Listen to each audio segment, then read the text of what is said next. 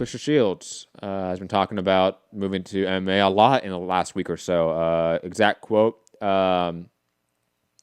She says, this is a quote that she's quoting from Twitter. You need a goal that scares you a little bit. And she says, this quote is really making me consider trying the UFC.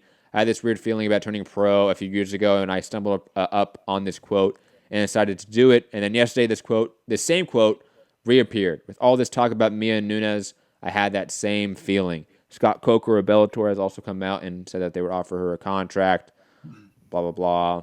Because obviously Chris Cyborg is now in Bellator, so Chris Cyborg, Claressa Shields fight, if they wanted to make that would be in Bellator, not UFC now.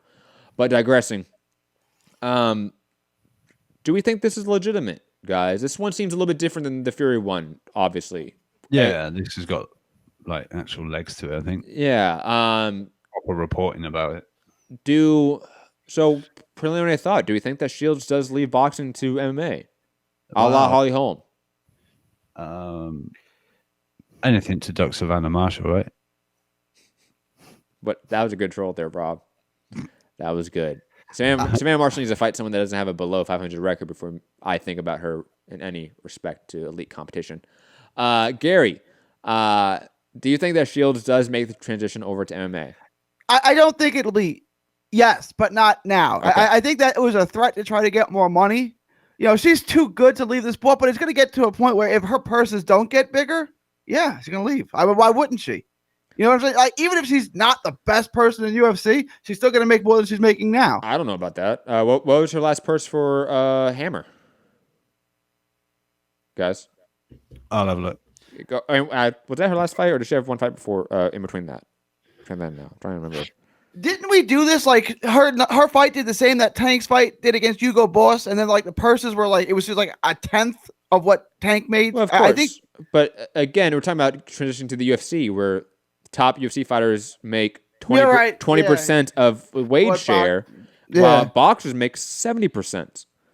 It's a big difference here. Yeah, if Shields is making over $300,000 right now in boxing, there is no monetary incentive for her to go to the UFC.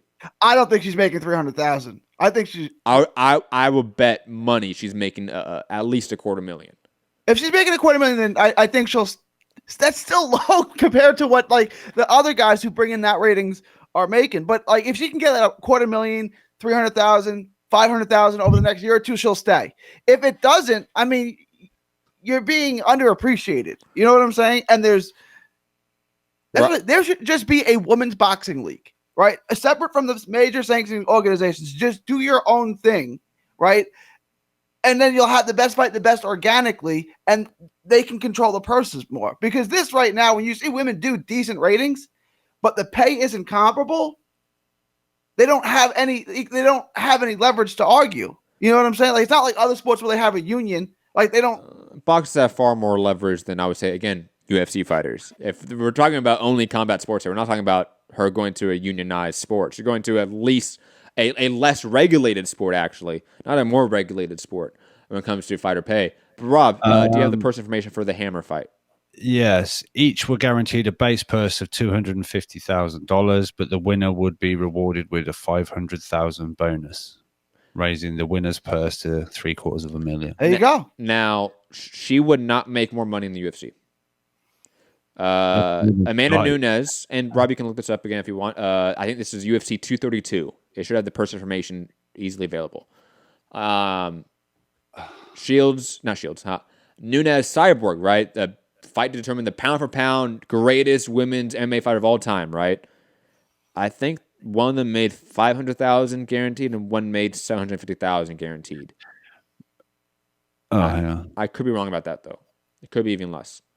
What, for the women? Yes. And technically, yes, they do get maybe a pay-per-view points, but they're the co-main event to a John Jones card. John Jones is getting the lion's share of the pay-per-view. Oh, look, Gustafsson on the undercard of the main event got $500,000. Well, he's not the undercard of the main event. He's the part of the main event. I mean, the B-side to the main event, sorry. Let me find it. Thank you, Rob. This is it's good for women out there thinking about making that transition to MMA on the low level, right? you're making more money in MMA than you are in boxing, right? If you're a top 20, top 30, top 40 fighter in women's boxing, you will guarantee make more money in MMA. You're just more likely to. However, at the very, very top, those top 10, you're actually more likely more likely to make less money, I think, in the UFC from a pure statistical standpoint. John Nash, the Bloody Elbow, has huge articles about fighter pay in both boxing and UFC that does compare these numbers. If you guys want to check it out, again, John Nash, Bloody Elbow, type in fighter pay, and I guarantee you a ton of articles are going to pop up, and with tons of data. And he took tens of thousands of documents from state commissions to get the data tables in order. So the guy is indispensable when it comes to information like this. Rob, do you have the purse information yet? I think Amanda Nunes got like, it says 500,000, but it says 300 and then a win bracket. bonus. Oh, wait, okay, that's fine.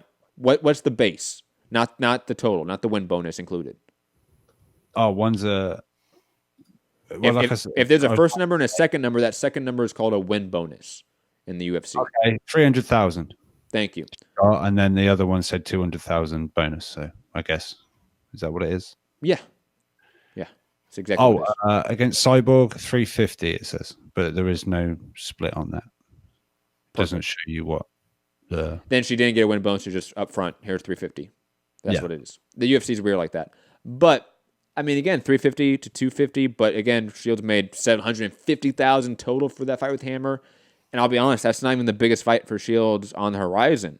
Brackets is a bigger fight, and I know I give Rob a lot of shit for this, but Savannah Marshall, when she starts getting her shit together and starts fighting elite competition, that's going to be a big fight in the UK. She's going to make money in boxing. There's still fights for that. However, I want to retract that. I don't think she's going to the UFC. If she's already making more than she would at UFC, she's not going to leave.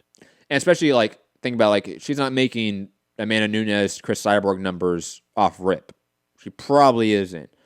Especially if it goes to Bellator, too. She's not making 300,000 guaranteed per fight. Like, that just is not happening. 250,000 guaranteed per fight. It's just not happening usually. Moving on, though, because I think we're all in agreement that she's definitely thinking about this legitimately. It's not like a troll like Tyson Fury. Does she weigh out the options, though, and actually sort of go down this path? Is yet to be seen, and it's hard to predict at this point in time due to just the disparity in the businesses of boxing and MMA.